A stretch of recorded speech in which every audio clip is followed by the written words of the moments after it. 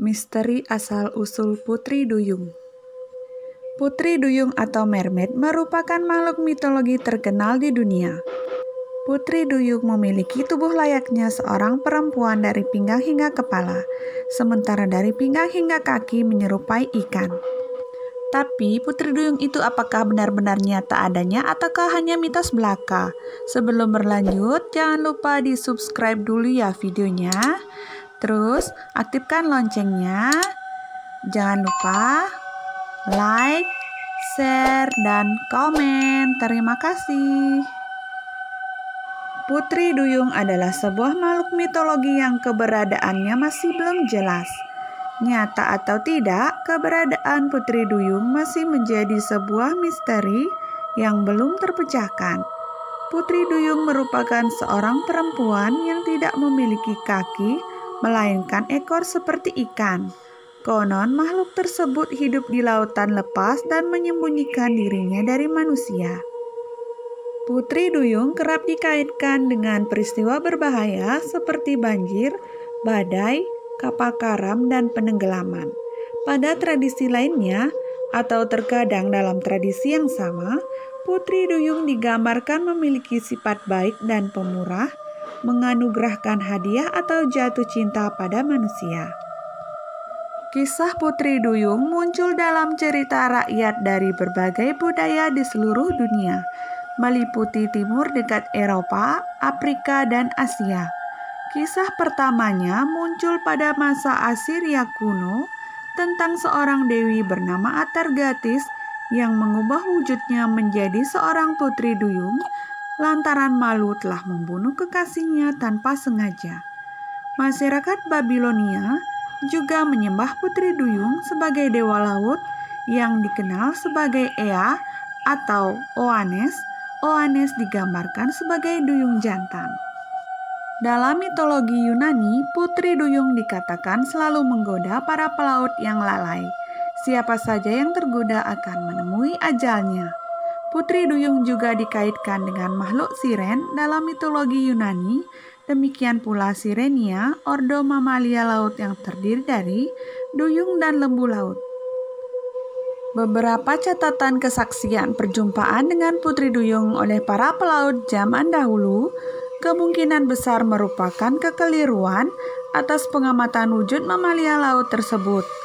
Christophorus Columbus menyatakan bahwa ia pernah melihat Putri Duyung saat menjelajah Laut Karibia, dan laporan penampakan juga pada abad ke-20 dan ke-21 di Kanada, Israel, dan Zimbabwe. Pada tahun 2012, National Ocean Service Amerika Serikat menyatakan bahwa bukti keberadaan Putri Duyung tidak pernah ditemukan.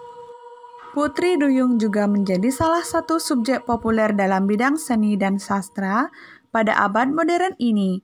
Contohnya dalam karya Hans Christian Andersen yang terkenal The Little Mermaid tahun 1836, karya sastra tersebut telah berulang kali diadaptasi sebagai opera, lukisan, buku, film, dan komik.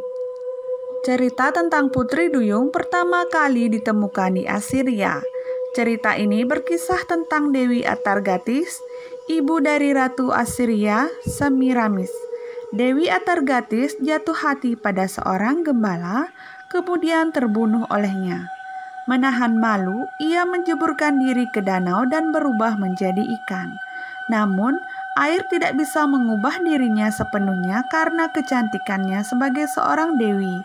Akhirnya, hanya separuh tubuhnya yang menjadi ikan. Dari pinggang ke atas berwujud manusia, dari pinggang ke bawah berwujud ikan. Meskipun dalam penggambaran pada zaman dahulu, Atargatis dilukiskan sebagai ikan berkepala dan bertangan manusia, mirip seperti dewa Ea dari Babilonia. Bangsa Yunani mengenali Atargatis sebagai Derketu. Legenda Yunani mengisahkan bahwa adik Alexander Agung, Tesalonike, berubah menjadi Putri Duyung setelah kematiannya dan bergentayangan di Laut Aegea. Ia akan selalu mengajukan pertanyaan kepada pelaut pada setiap kapal yang dijumpainya. Apakah Alexander masih hidup? Dan jawaban yang tepat adalah ia masih hidup dan berkuasa dan menaklukkan dunia. Jawaban tersebut akan membuatnya senang, sehingga ia akan membuat perairan menjadi tenang dan menyelamati kapal yang melintas.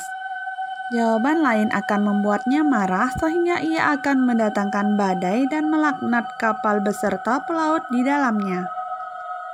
Asal mula legenda Putri Duyung. Hingga saat ini, Putri Duyung masih menjadi sebuah legenda karena belum dapat dibuktikan secara ilmiah keberadaannya. Namun, ada beberapa cerita lama yang mengisahkan sejarah dan asal-usul kemunculan Putri Duyung. Seperti 1. Putri yang terkutuk. Bukti sejarah menyatakan bahwa Putri Duyung berasal dari sekitar tahun 1000 sebelum Masehi. Asal-usul dari Putri Duyung ini ditulis dalam bentuk naskah tua yang berasal dari budaya Assyria.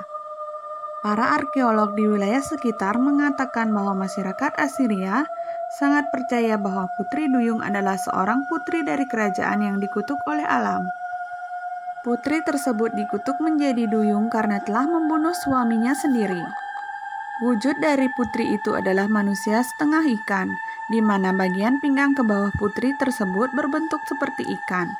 Sosok Putri Duyung tersebut persis seperti penggambaran yang sering kita lihat di film ataupun televisi. 2. Putri yang patah hati. Cerita ini juga berasal dari masyarakat Assyria, namun versinya berbeda dari cerita sebelumnya.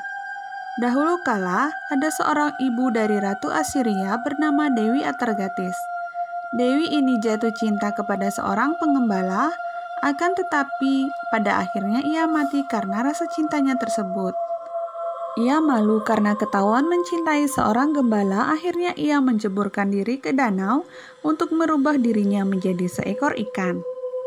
Namun, karena Dewi Atargatis memiliki kecantikan yang sangat sempurna, ia tidak bisa berubah sepenuhnya menjadi ikan. Hanya separuh tubuh bagian bawahnya saja yang menyerupai ikan, tetapi parasnya tetap cantik layaknya seorang dewi. 3. Putri Duyung adalah pengawal Dewi Laut.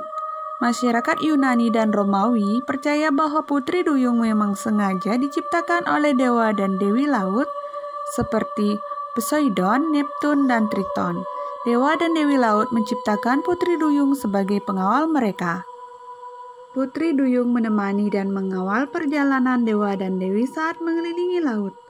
Bahkan dalam mitologi Yunani, duyung tidak hanya berjenis kelamin wanita, tetapi ada pula duyung pria.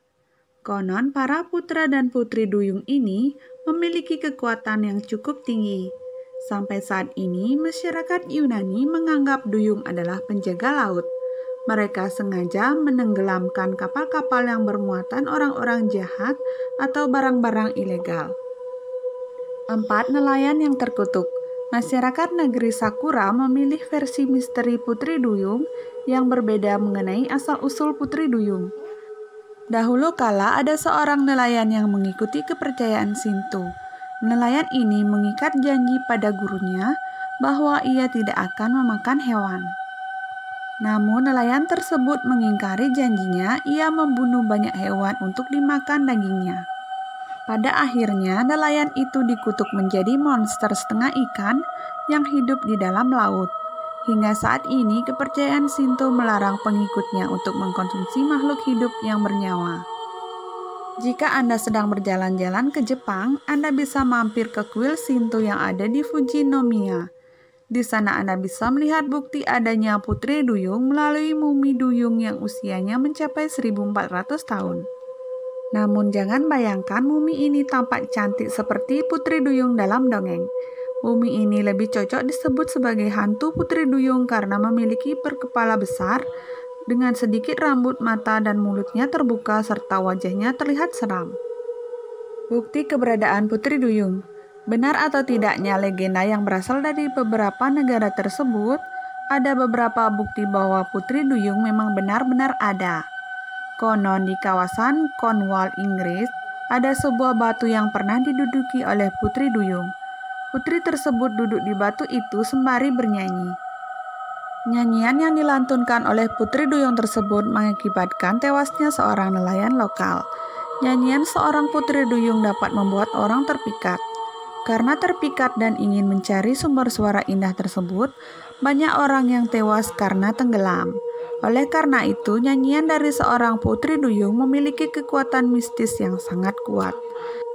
Selain itu, keberadaan putri duyung juga dibenarkan oleh seorang pelaut terkenal, Christopher Columbus. Dalam jurnalnya, Columbus menulis bahwa ia pernah melihat 3 putri duyung melintas di sekitar perairan Karibia. Columbus yang sedang dalam perjalanan menuju Rio del Oro tersebut mengatakan bahwa paras putri duyung tidak secantik lukisan, tetapi benar mereka memiliki rupa manusia.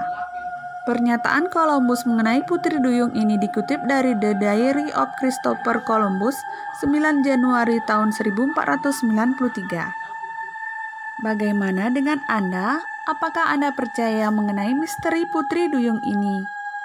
Benar atau tidak keberadaannya, putri duyung ini juga merupakan salah satu makhluk ciptaan Tuhan. Nah, demikianlah misteri asal-usul putri duyung. Semoga bermanfaat. Thanks for watching. Jangan lupa like, share, dan subscribe.